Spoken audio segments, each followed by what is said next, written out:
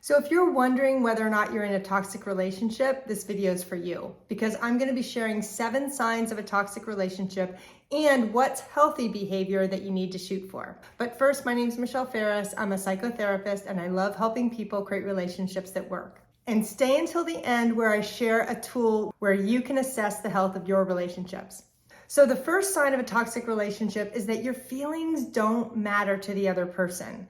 When you get upset, when you're stressed out, instead of them showing support and love and a little bit of patience, they are annoyed, or they might blame you for being too sensitive. Instead, they feel threatened by them and they see them as a bother. But in a healthy relationship, your feelings matter and they actually produce positive change, which means that your partner does something about it. They offer to listen or show support or ask you what you need.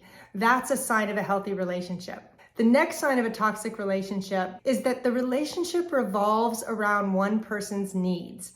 This is very common in a narcissistic relationship or an alcoholic relationship. So with the narcissist, they demand a lot of attention and they can't tolerate somebody else having needs because they have no empathy. So the whole relationship with a narcissist revolves around what they want, not what you want. It's similar in an alcoholic relationship where the addiction becomes the primary focus of the relationship. So the person who is married or in relationship to the addict doesn't get their needs met because the chaos of the addiction is what drives the relationship.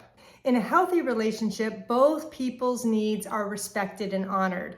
It's understood that each person is going to go through periods of ups and downs, and it's really okay. It's okay to need in your relationship and ask for support and do what you need to do to take care of yourself. The next sign of a toxic relationship is that you experience frequent gaslighting in your relationship. And gaslighting is a toxic behavior where your perceptions and your reality are constantly being questioned and challenged. So what happens is this really erodes your ability to trust yourself and your own perceptions. But in a toxic relationship, that other person wants to convince you that your reality is wrong and their reality is right, because that's an attempt to control you and to make you start to be more dependent on them. And the crazy making part is that they'll use what you say and what you do against you, which is why this is really hard not to buy into, because you might say to yourself, well, I did do that, or I did say that, so this must be true.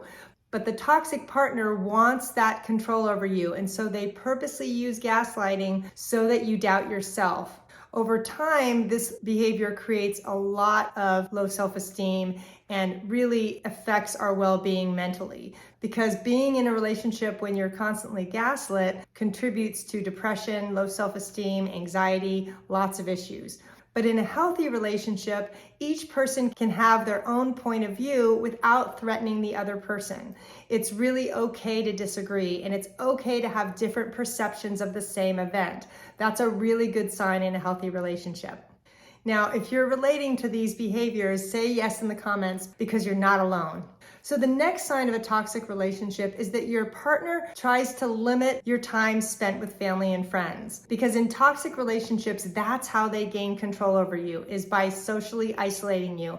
And sometimes they can be really creative in how they do this, by saying that they miss you and they really want you to spend most of your time with them, or they might leave you a guilt trip if you say you're going to be going to see your family, and they make you feel guilty for not spending all your time with them. And that's a toxic behavior that's going to really erode your well-being, because we all need support. But in toxic relationships, support and outside interests are threatening. They don't want to share you with anyone else because they want that control over you. And if they can isolate you, they can maintain that control. But in a healthy relationship, your outside friendships and interests are completely supported. And ideally, both people have their own form of support, not just each other, because that can lead to a really unhealthy, toxic dependency. The next sign of a toxic behavior is that there's a pattern of blame and shame that gets worse over time. So when there's a problem, when something isn't going well in the relationship, you're blamed. Your partner tells you that it's all your fault. And if only you were different, if only you were prettier, smarter, make more money, the relationship would be okay. And that's not true. If you express a difference of opinion, They will shame you because they don't want you to have a difference of opinion. They want to make sure that you take full responsibility for the relationship, because that's what blame and shame does, is it puts us in a box of taking more and more responsibility for the relationship because the other person is refusing to own their part. The toxic person avoids accountability because they want to make sure that as long as they convince you that you're the problem, they don't have to look at themselves, which is a really toxic behavior. But in a healthy relationship, both people are willing to look at their own part and how they contribute to the relationship.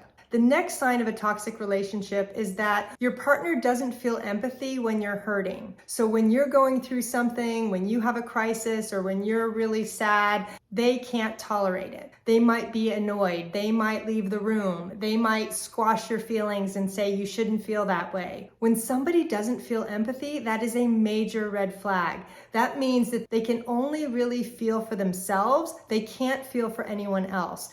And this is a narcissistic behavior that is a major red flag. So being able to identify if that person doesn't have empathy towards you is going to be really important. They're going to actually be impatient, and the toxic person wants things to go their way, and they think your feelings or your crisis is not important, so you don't get the support you need. But in healthy relationships, your partner cares when you go through a difficult time, and they actually want to be there for you. They ask, what can I do? They support you seeking therapy if it's needed. They want you to feel better because they care about you, not just about themselves. The next sign of a toxic relationship is that there is continuous abuse, whether that's mental, emotional, physical, or sexual. Because when there's abuse, it's always toxic. And what you need to recognize is the cycle of abuse, and it's the same for any type of abuse. It starts with the tension building phase, where your partner becomes more and more tense, but the problem is that they don't know how to deal with that tension. They don't have any tools. They don't recognize that they're getting increasingly upset. So it leads to the abusive incident, because that tension building stage gets really, really high until they finally explode into some form of abuse. And right after that is the honeymoon period, where they're going to send you flowers. They're going to say, I'm sorry, and that they will never do it again. You might be having great makeup sex. They might be looking like they're accountable, but it's not followed up with any change or real steps to handle the problem. Because in a healthy relationship, if there's any form of abuse, the partner immediately feels regretful and they seek to get help immediately. You don't have to convince them. If you have to convince somebody to get help for abusing you, that's not a good sign. That tells you that they don't think they're doing anything wrong and that their behavior is justified. So in a healthy relationship, there is no abuse. And again, if there is an abusive incident, they immediately will get help.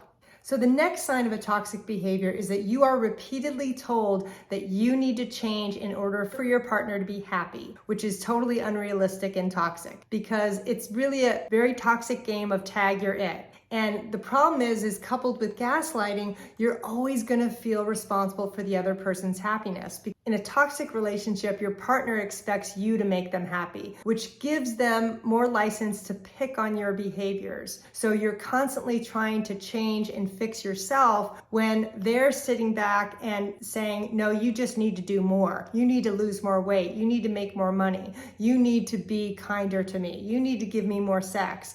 All of those things make you the problem. But in healthy relationships, both people understand that they're responsible for their own happiness. You cannot make the other person happy. And in an intimate relationship, it's impossible to expect your partner to be the entire source of your happiness. Now, here's my bonus tip. If you need help assessing your relationship because you're wondering if it's unhealthy, I have some checklists for you that I'm going to leave in the description of this post.